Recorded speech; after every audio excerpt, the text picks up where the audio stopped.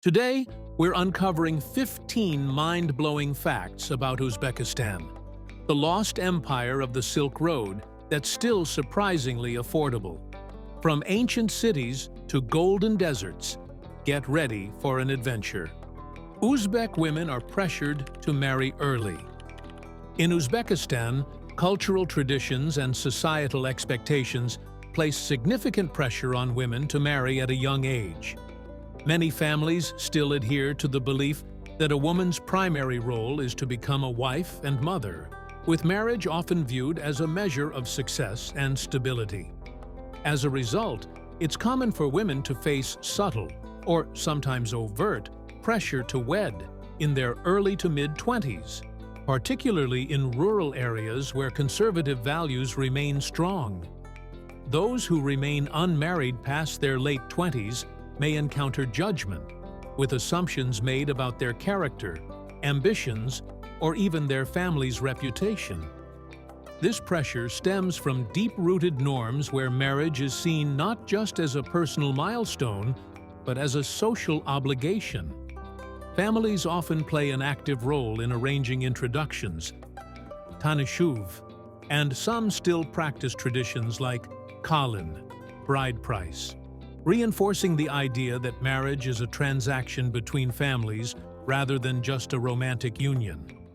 While urban areas are gradually becoming more progressive, with women pursuing education and careers, the expectation to prioritize marriage persists.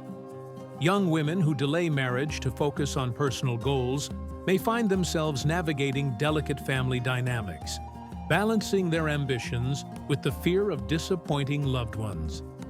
Despite these challenges, a quiet shift is emerging among younger generations. More Uzbek women are pushing back against early marriage, opting instead for higher education, travel, and financial independence. However, resistance often comes with social consequences, including gossip, familial strain, or limited dating prospects. While change is slow, the growing visibility of independent Uzbek women in business, arts, and media offers hope for a future where marriage timing becomes a personal choice rather than a societal mandate. For now, many women continue to walk a tightrope between tradition and self-determination. Samarkand was once the capital of an empire bigger than Rome. Imagine a city so rich, so powerful, and so breathtakingly beautiful that even conquerors paused in awe. That city was Samarkand, and in the 14th century, it rose to glory under the command of Tamerlane, Timur the Great. While many think of Rome as the significant imperial capital of the past, few know that Timur's empire stretched even wider-reaching from the borders of India all the way to the Mediterranean, covering parts of modern-day Iran, Iraq, Afghanistan, Syria, and beyond. At the heart of this vast empire stood Samarkand, a cultural, political, and architectural jewel that rivaled any city of its time. Timur made Samarkand his capital not just for its strategic location on the ancient Silk Road, but because he envisioned it as a symbol of eternal glory. He poured wealth and labor into transforming the city into a masterpiece. Craftsmen and artists were brought in from all over the conquered world, Persia, India, Anatolia, and beyond, to build glittering madrasas, mosques, gardens, and mausoleums. The result was a city like no other, the Registan Square, with its turquoise domes and intricate mosaics, dazzled visitors and still does centuries later. The Gur-e-Amir Mausoleum, where Timur himself is buried, is a golden tomb that whispers legends of a ruler who saw himself as the sword of destiny. What makes Samarkand truly fascinating isn't just its imperial past, but how it preserves the echoes of forgotten grandeur. Unlike the ruins of Rome, Samarkand is a living city. You can walk its bustling streets, sip tea in centuries-old courtyards, and gaze at the same starry skies Timur once did. It's a place where history hasn't faded. It's woven into the walls, whispered in the wind, and carved into every tile. Long before skyscrapers and megacities, Samarkand ruled as the heart of an empire that dreamed bigger than Rome, and for a moment in time, actually was. It was the crossroads of four ancient civilizations. Long before borders and flight paths, there was a place where the world came together, not through politics, but through silk, spices, scrolls, and stories. That place was Uzbekistan, the beating heart of the ancient Silk Road.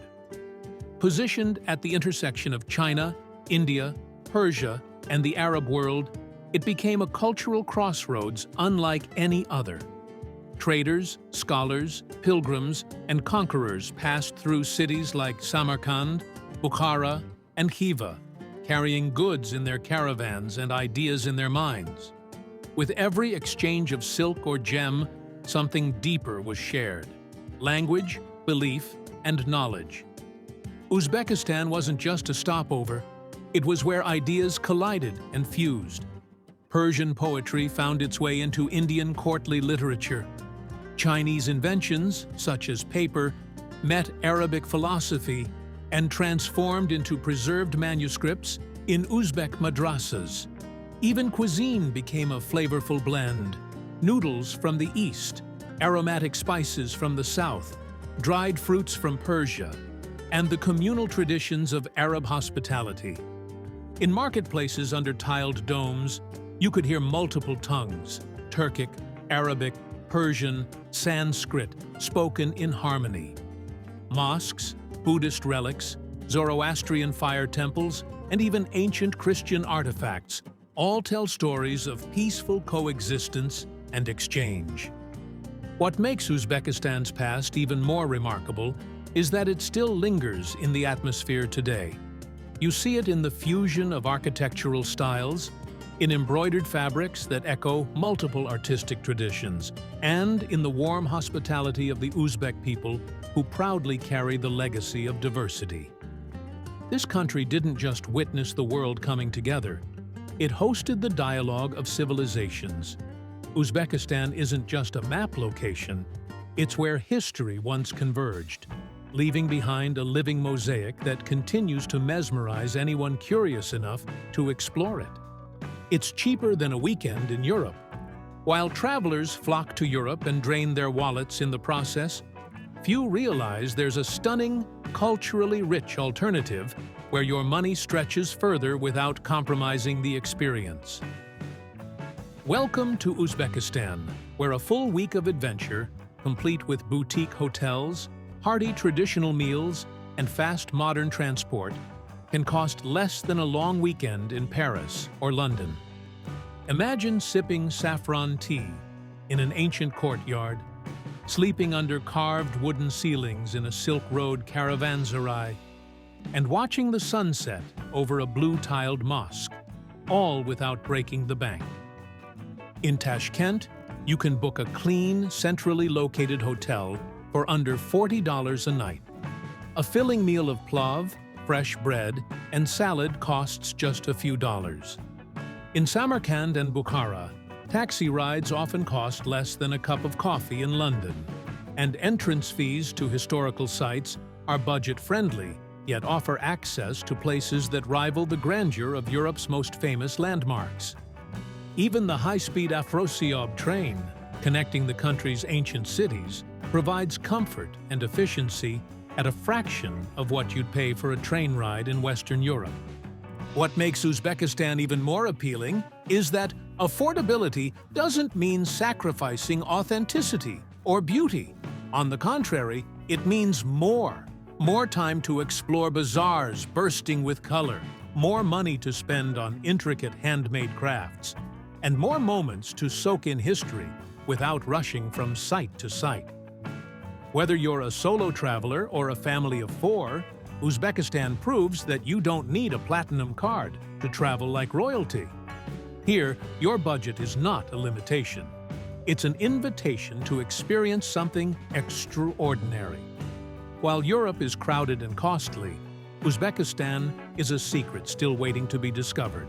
Lavish in history, rich in hospitality, and surprisingly light on your wallet. Bukhara has over 140 preserved historical monuments. Walking through the ancient streets of Bukhara is like stepping into a time machine set to the golden age of the Silk Road. With over 140 preserved historical monuments crammed into a single city, Bukhara isn't just a place you visit. It's a place you feel. Every cobbled path leads to a discovery. A turquoise domed mosque that echoes with centuries of prayer. A madrasa where students once debated philosophy under the stars, or a caravanserai that sheltered weary traders bearing silk and stories from distant lands. The city feels alive, not because it's modern, but because its past breathes through its walls. The Kalyan minaret, often called the Tower of Death, once loomed over the city as a beacon of both spirituality and power. The surrounding Poi Kalyan complex, with its grand mosque and madrasa, still draws hushed reverence from visitors who marvel at the sheer scale and symmetry. A few steps away, you'll find the Layabi House Plaza, where travelers have gathered around the pond for centuries, shaded by mulberry trees and flanked by 3 architectural masterpieces. The blend of Persian, Turkic, and Islamic artistry in Bukhara is so seamless that it's hard to believe this city once weathered invasions by Mongols and Soviets alike, yet still emerged intact. What's extraordinary about Bukhara is how accessible its history is. Unlike cities where monuments are sealed behind velvet ropes and glass panels, here you can sit on the same steps as Sufi poets once did, or stand in a prayer hall that hasn't changed in 500 years. There's no need to imagine what it looked like back then. It still looks that way. With each arched doorway and tiled courtyard, Bukhara invites you not just to witness history, but to become part of its ongoing story. Tamerlane's tomb glows with gold and legend. In the heart of Samarkand, beneath a brilliant azure dome adorned with golden stars, lies one of Asia's most breathtaking tombs, the Gur-e-Amir Mausoleum. From the outside, it commands attention with its towering portal and intricate tile work. But step inside, and you're enveloped in a glowing chamber bathed in gold, deep blues, and mystery. At its center rests the unassuming black jade stone, marking the grave of Timur, known in the West as Tamerlane, the 14th century conqueror who built an empire stretching across Asia and into Europe. The silence inside is heavy, as if even time dares not disturb the legacy of the man buried within. Legends surrounding Timur's tomb are as powerful as the man himself. For centuries, locals believed that any attempt to open the grave would unleash catastrophe on the world. In June 1941, Soviet anthropologists, driven by curiosity and scientific interest, ignored the warnings and exhumed Timur's body. Just 3 days later, Hitler invaded the Soviet Union, launching Operation Barbarossa, the bloodiest conflict in human history. Coincidence? Maybe. But even hardened skeptics in Stalin's government took it seriously. Timur's remains were hastily reburied with full Islamic rites in 1942, and within weeks, the tide of war began to turn in the Soviets' favor. The Gur-e-Amir isn't just a tomb, it's a time capsule glowing with opulence and warning. Its walls tell stories in geometric patterns and golden inscriptions, whispering of glory, devastation, and a conqueror who believed he was destined to rule the world. Visitors today don't just come for the architecture, they come for the atmosphere, the weight of centuries, and the chilling reminder that some legends refuse to be buried. In the flickering gold of its sacred silence, the Gur-e-Amir Mausoleum remains as commanding and enigmatic as the warrior it guards. Uzbekistan has a language of patterns. In Uzbekistan, beauty doesn't just decorate, it communicates. Walk into a mosque, glance at a teacup, or run your fingers along a woven textile, and you'll encounter a language older than any alphabet, the language of patterns. Rooted in ancient Islamic geometry, every swirl, star, and tessellation tells a story. These aren't random designs, they're deeply symbolic expressions of infinity, unity, and divine order. In a culture where the depiction of living beings was often avoided in religious art, geometry became a sacred code, where symmetry mirrored the universe and repetition reflected spiritual eternity.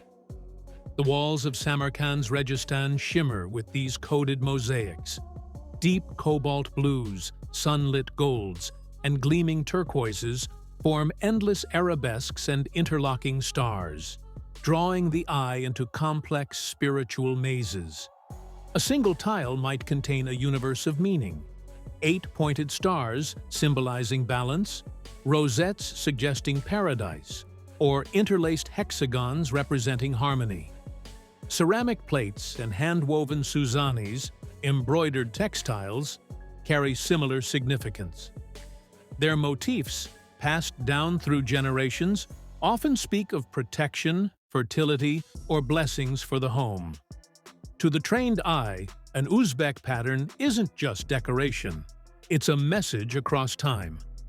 What makes this tradition especially magical is how alive it remains today. Artisans still carve wooden doors with ancient geometric grids, dye fabrics with natural pigments, and glaze ceramics using techniques unchanged for centuries. Even in the modern capital, Tashkent, metro stations and public buildings gleam with mosaic walls that whisper the same visual poetry as the madrasas of Bukhara. In Uzbekistan, patterns aren't confined to museums. They pulse through everyday life. It's a place where geometry is not just math, and design is not just art. It's communication in its most timeless form, an unspoken language where history, belief, and beauty align into perfect symmetry. Khiva is a city frozen in time. Step through the ancient gates of Khiva, and the 21st century instantly fades away. This walled city, known as Ichan Kala, is so impeccably preserved that it feels like stepping onto a living movie set, or better yet, into a time capsule sealed centuries ago. Cobblestone alleys wind between ochre-colored madrasas and towering minarets that pierce the desert sky. There are no flashing signs, no glass towers, and indeed no traffic lights. Instead, you'll find carved wooden doors creaking open onto courtyards, tiled mosaics glowing under the sun, and the occasional camel cart ambling past as if it never left the Silk Road. Khiva's beauty lies in its refusal to modernize the way other cities have. While the world outside races toward glass and steel, Khiva stands still in its clay and color.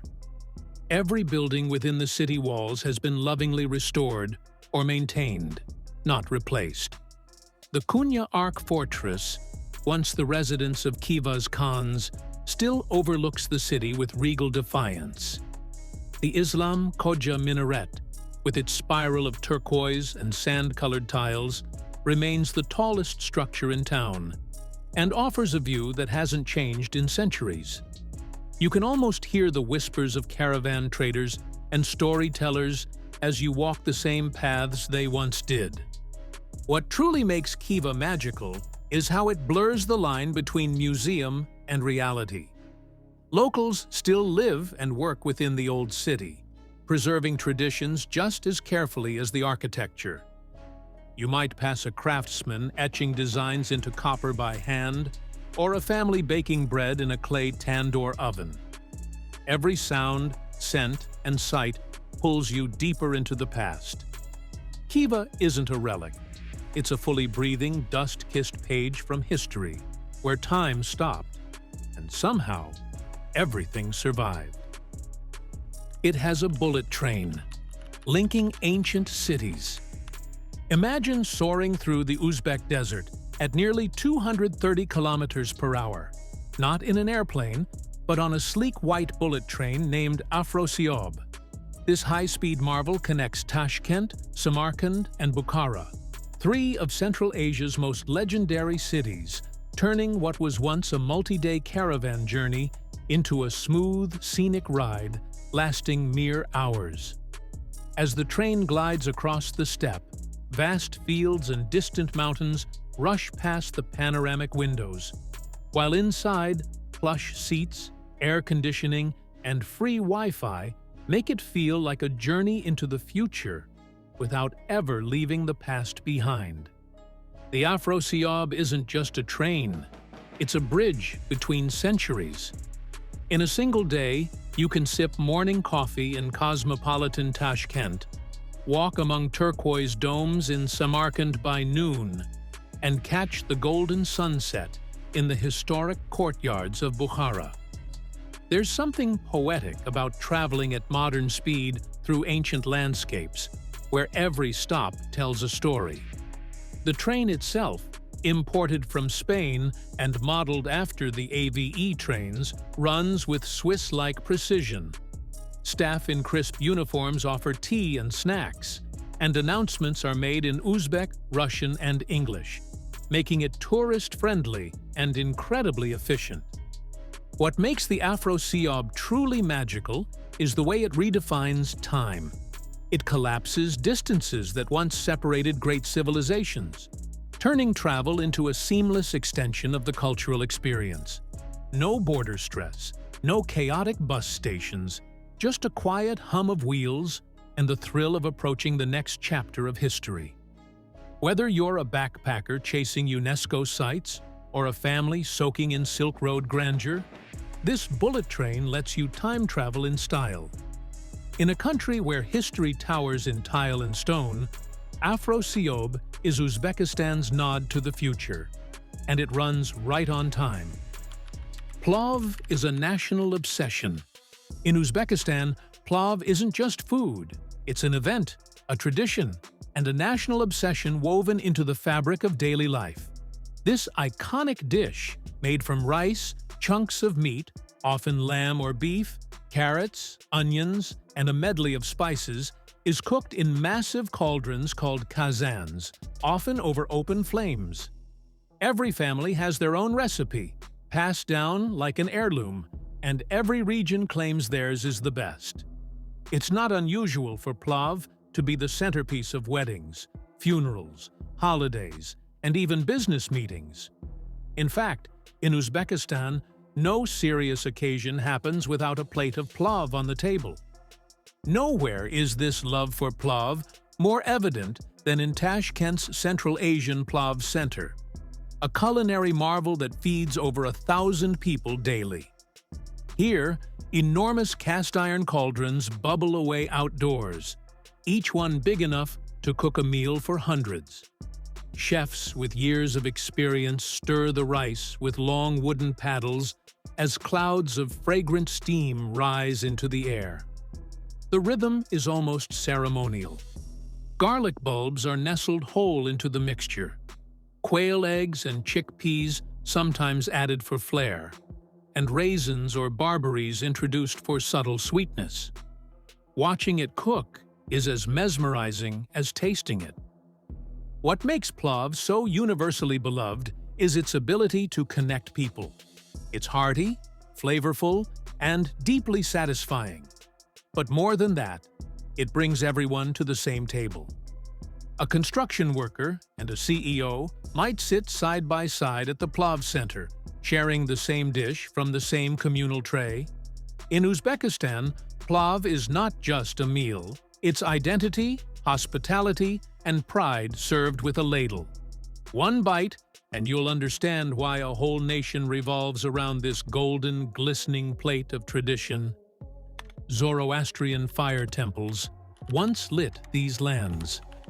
Long before the rise of Islamic minarets and turquoise domes, Uzbekistan's sacred skyline flickered with something far older: eternal flames burning in Zoroastrian fire temples. As the spiritual heart of one of the world's earliest monotheistic religions, these lands once glowed with the fires of Atar, representing purity and the divine presence of Ahura Mazda, the supreme god of Zoroastrianism. In cities like Samarkand, Bukhara, and Khorezm, fire temples stood as centers of both worship and community life. Priests known as magi tended the flames day and night, ensuring the fire, seen as a living link between heaven and earth, never died out. Though time and conquest changed the spiritual landscape, traces of Zoroastrianism still linger beneath Uzbekistan's surface. Archaeological digs in places like Surkhandarya have unearthed remains of ancient fire altars and ceremonial spaces, their stone foundations whispering secrets of a nearly forgotten faith. Murals and relics from the Sogdian and Bactrian eras even depict Zoroastrian rituals. Offerings of milk and flowers, stylized flames, and reverence for the four sacred elements: fire, water, air, and earth. And while many temples were destroyed or repurposed during successive invasions, a few silent ruins remain, where you can stand and imagine the glow that once drew believers from across Central Asia. What's most fascinating is how deeply Zoroastrianism left its mark, even after it faded from mainstream practice. Elements of fire veneration echo in local customs, and symbols like the Faravahar, depicting a winged spirit, occasionally appear in ancient Uzbek art and architecture. In a land now known for its Islamic heritage, the flicker of those ancient flames remains a hidden layer of identity. Exploring these remnants isn't just a historical journey. It's a chance to touch the roots of spiritual thought, from a time when fire itself was the holiest guide through the dark. You don't need a visa from many countries.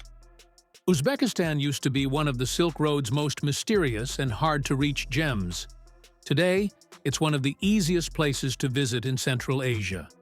No red tape, no embassy visits, no complicated paperwork. With a dramatic shift in policy over the past few years, the country has flung open its gates to travelers from over 90 countries, allowing visa-free entry for up to 30 days for many nationalities. Even if your country isn't on the list, chances are you can apply online for an e-visa, which takes just minutes to fill out and is usually approved within 2 business days. This streamlined access has made Uzbekistan a sudden favorite among globetrotters seeking a rich culture without the usual travel bureaucracy. Whether you're a spontaneous backpacker, a luxury seeker, or a culture enthusiast, the reduced travel restrictions mean you can hop on a plane and dive into the heart of the Silk Road without months of advanced planning. Want to wander through the blue-tiled majesty of Samarkand's Registan or explore Bukhara's ancient caravanserais by next weekend? For many travelers, it's now as easy as booking a flight and packing a bag. The ease of entry is also transforming Uzbekistan's tourism scene from under the radar to a must-see, with more budget airlines adding routes to Tashkent and direct flights now linking Europe, Asia, and even the Middle East to this historic hub. The timing has never been better. Once guarded by Soviet-era restrictions, the country is now greeting visitors with open arms and effortless digital systems. For travelers seeking ancient wonders with modern convenience, Uzbekistan has removed the biggest obstacle: getting there.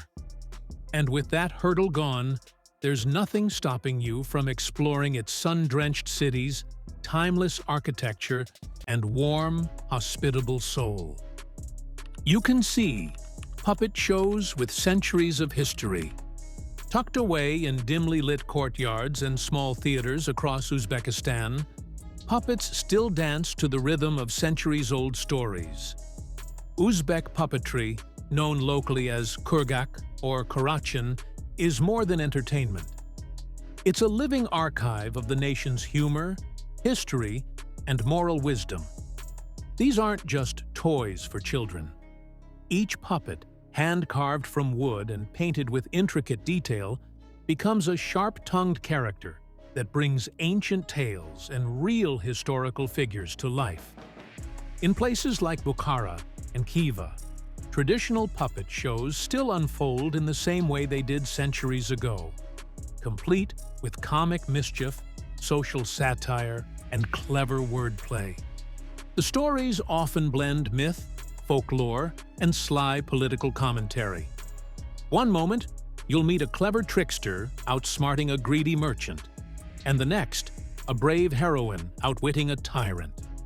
These puppets don't pull punches. During the Soviet era, they were used to poke fun at authority when public criticism was forbidden, their cloth mouths delivering bold messages that real lips could not. Performers, often masters who inherited their craft through generations, skillfully manipulate multiple puppets while voicing every line with nuance and humor. Their hands may be behind the curtain, but their artistry shines front and center. What makes these performances unforgettable is how personal and communal they feel. Whether you're sitting on a woven carpet in a courtyard or inside a heritage museum's puppet theater, you're part of a centuries-long dialogue, laughing at the same jokes ancestors once did, reflecting on the same lessons. These shows are a rare blend of storytelling, sculpture, performance, and political satire. And in an age dominated by screens and CGI, watching a master puppeteer breathe life into hand-carved figures feels almost like magic. In Uzbekistan, puppets don't just tell stories, they preserve a culture's soul, one timeless scene at a time. The stars here are unreal. Far from the glow of city lights and neon distractions, the Kizilkum Desert in Uzbekistan offers one of the most otherworldly night skies on Earth. As the sun dips below the dunes and the heat of the day fades into a cool hush, the sky begins to awaken. First, a few stars flicker on like whispers. Then, in a matter of minutes, the entire cosmos unveils itself. Millions of stars twinkling so clearly, it feels like you could pluck them from the sky. With no light pollution to dim the view, even the faintest celestial bodies blaze with a clarity few places on Earth can match. Here, under the vast black dome of the desert sky, you can trace the entire arc of the Milky Way stretching across the heavens. It's not a faint cloud or a trick of the eye. It's a glowing river of stars, dense and textured, just as ancient astronomers once saw it. The same constellations that guided Silk Road travelers, shepherds, and scholars shimmer above you, unchanged by time. Lie back on the warm sand, and you'll see satellites gliding silently overhead, shooting stars streaking past like cosmic sparks, and maybe even the occasional planet rising on the horizon like polished gemstones. What makes stargazing in the Kizilkum so surreal isn't just the visibility, it's the feeling.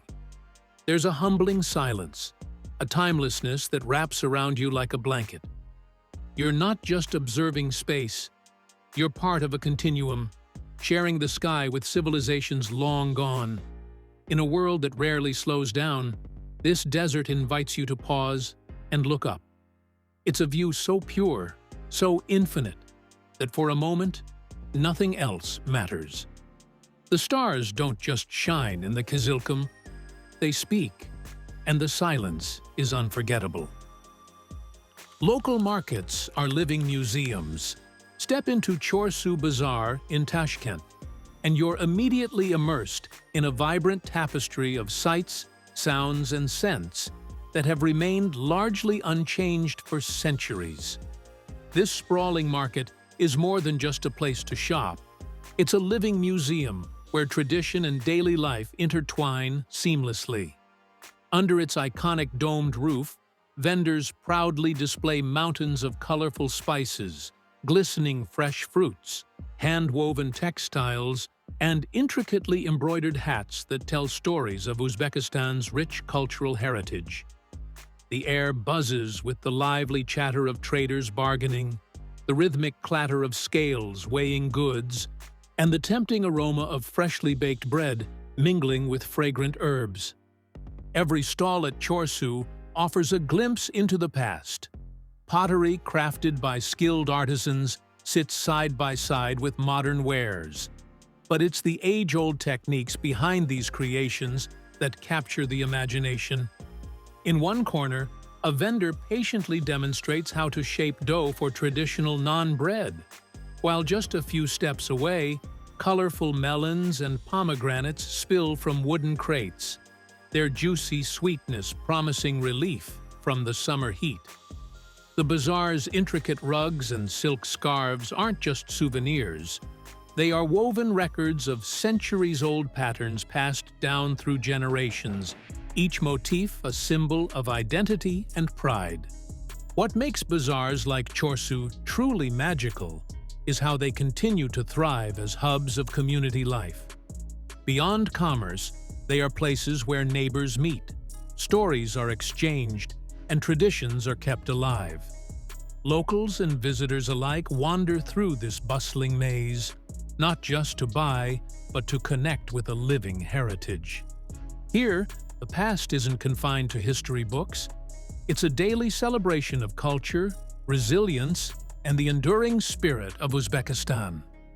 Walking through these markets, you don't just witness history, you become part of it. And that's a wrap on Uzbekistan, the ancient empire where history meets unbelievable value. Which fact shocked you the most? Let me know in the comments below.